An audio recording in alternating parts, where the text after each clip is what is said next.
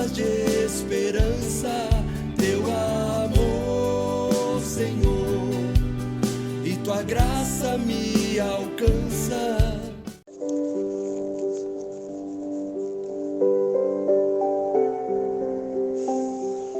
Louvado seja o nosso Senhor Jesus Cristo, para sempre seja louvado. Bom dia a todos, palavras de esperança, eu sou João Batista e venho até você nesse dia com muito carinho, com muita alegria, trazer a palavra, a continuidade da reflexão tão importante que nós estamos fazendo e espero estar contribuindo com sua missão, com sua caminhada, com sua vida, através dessa reflexão de Atos dos Apóstolos. E para mim tem sido uma maravilha. Eu sempre tive o propósito de estudar, de mergulhar a fundo em Atos, mas por mais que eu tivesse lido muitas partes, fazer uma reflexão contínua é totalmente diferente. E tem feito muito bem para mim também. Agradeço aos diversos testemunhos que têm chegado. Como é bom perceber que a reflexão da forma que é feita tem contribuído com a sua fé. Isso me alegra, isso me impulsiona, e cada dia que eu encontro com alguém, muitas das vezes eu não conheço as pessoas, mas as pessoas me tratam como se eu fosse de dentro das suas casas, e isso é maravilhoso demais. E vem contar, olha, eu te ouço todo dia há mais de um ano, e tem sido uma experiência maravilhosa. Eu falo, que maravilha, meu irmão. Louve a Deus por essa oportunidade que temos de estar juntos, refletindo a palavra. Hoje nós vamos meditar Atos 18, de 1 a 11. Em nome do Pai, do Filho e do Espírito Santo. Amém. Vamos meditar essa palavra que tem como tema: não temas, fale e não te cales. Nós vamos hoje refletir sobre a permanência de Paulo, depois também de Silas, que chega para estar com ele em Corinto, onde depois de Paulo vai escrever várias cartas, duas cartas, ao povo de Corinto. Corinto era conhecido como uma cidade de corrupção, cidade de contrabando. Então era uma cidade muito populosa, muito grande, mas onde a corrupção, o contrabando e tantas coisas erradas aconteciam. Então, Paulo começa ali uma difícil missão, com embates, com a não aceitação, com a dificuldade de chegar ao coração daquele povo. É sobre isso que a leitura vai dizer hoje para nós. Depois disso, saindo de Atenas, foi a reflexão que a gente fez ontem, Paulo dirigiu-se a Corinto. Encontrou ali um judeu chamado Áquila, natural do Ponto, e sua mulher Priscila. Eles, pouco antes, haviam chegado da Itália, por Cláudio ter decretado que todos os judeus saíssem de Roma. Paulo uniu-se a eles. Como exercessem o mesmo ofício, morava e trabalhava com eles. Eram fabricantes de tendas. Todos os sábados, ele falava na sinagoga e procurava convencer os judeus e os gregos. Quando Silas e Timóteo, eu esqueci de citar Timóteo na introdução quando eu falava. Então, quando Silas e Timóteo chegaram da Macedônia, Paulo dedicou-se inteiramente à pregação da palavra, dando aos judeus testemunho de que Jesus era o Messias. Mas como esses contradissessem e o injuriassem, ele, sacudindo as vestes, disse-lhes: o vosso sangue caia sobre a vossa cabeça. Tenho as mãos inocentes, desde agora vou para o meio dos gentios. Saindo dali, entrou em casa de um prosélito chamado Tício Justo, cuja casa era contígua à sinagoga. Entretanto, Crispo, o chefe da sinagoga, acreditou no Senhor com todos os da sua casa.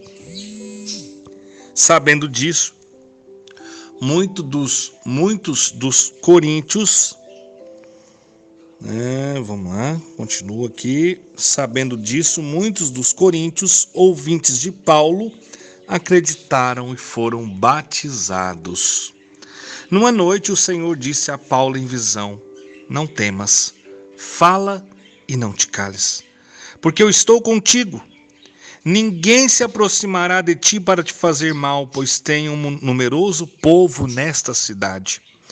Paulo deteve-se ali 1 ano e 6 meses, ensinando a eles a palavra de Deus.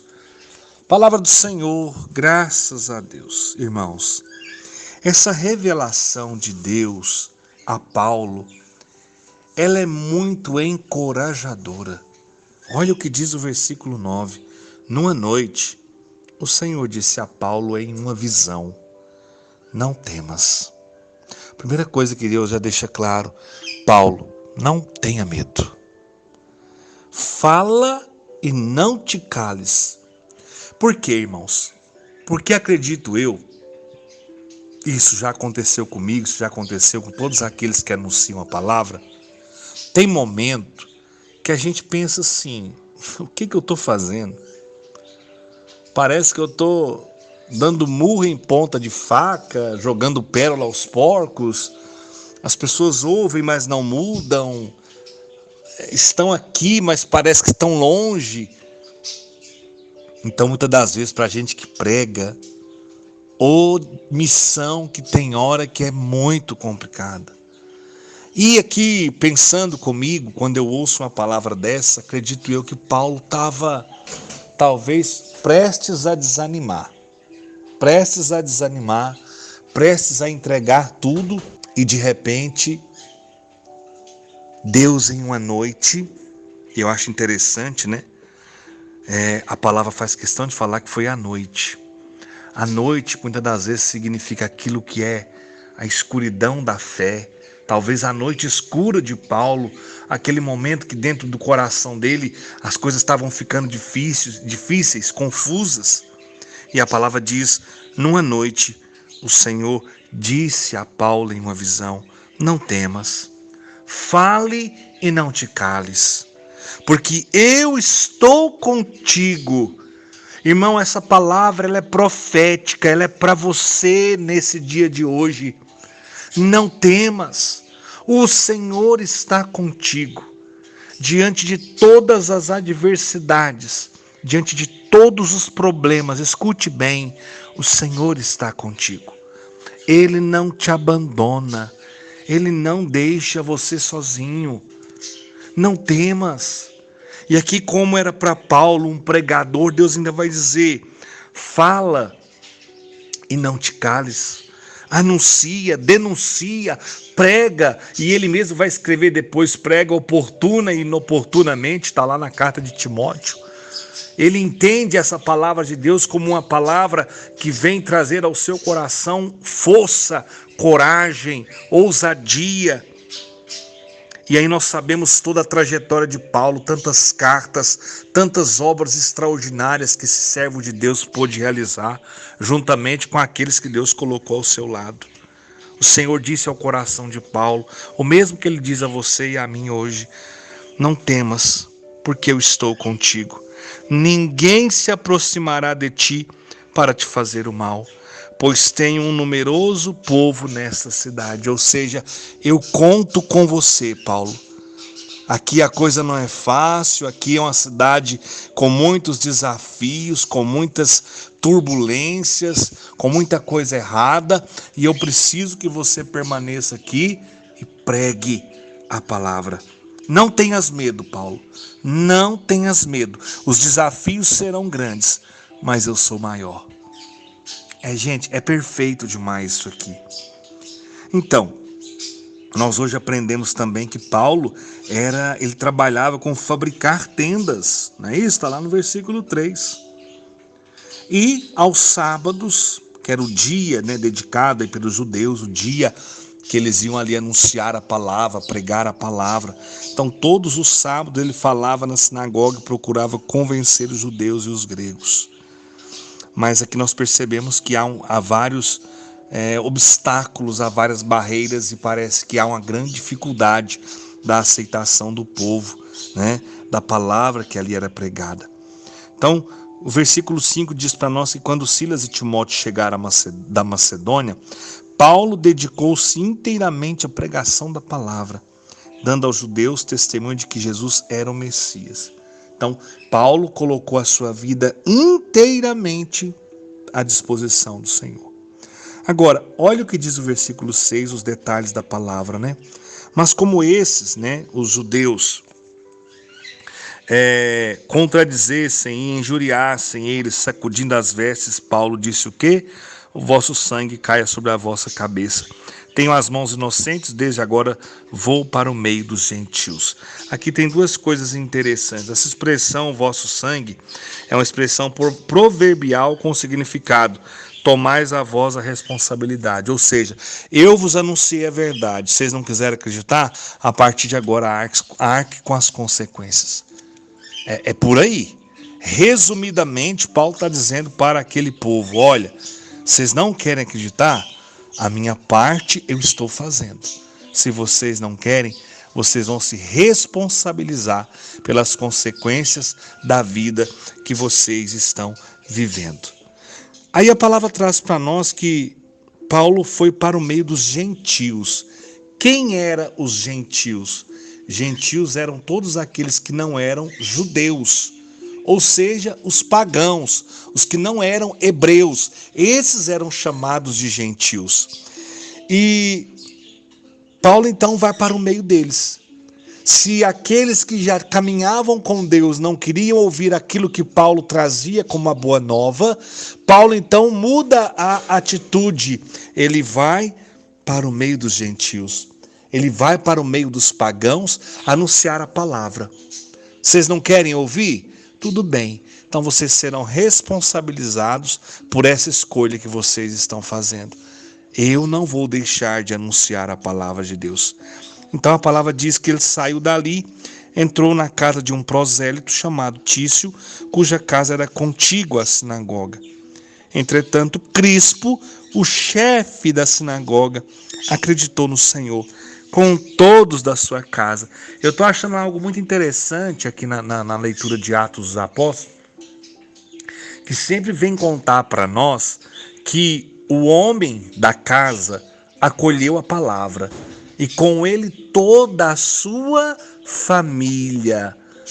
Olha como a palavra de Deus, ela preza, ela quer mostrar que Deus não quer salvar um somente, mas Ele quer salvar todos.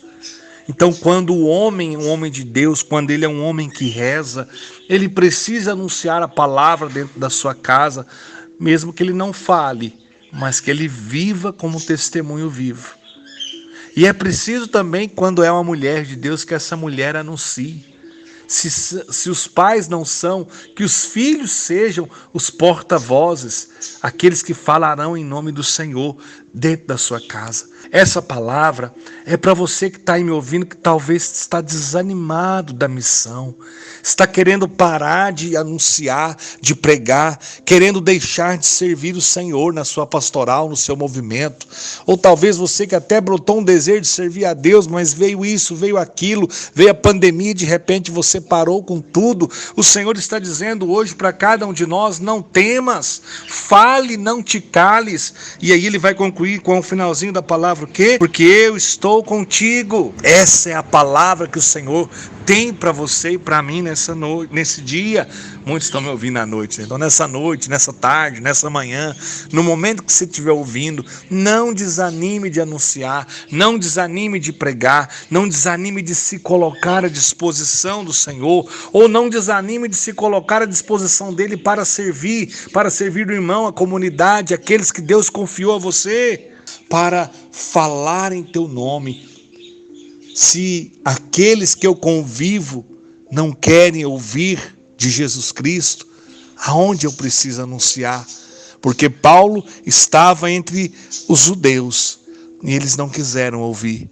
Então ele foi para os pagãos, para aqueles que às vezes eram a escória, Para muitos que caminhavam na fé, viviam a sua fé ali dentro do seu quadrado e não olhavam para aqueles que estavam ao lado, às vezes caindo, mendigando a palavra.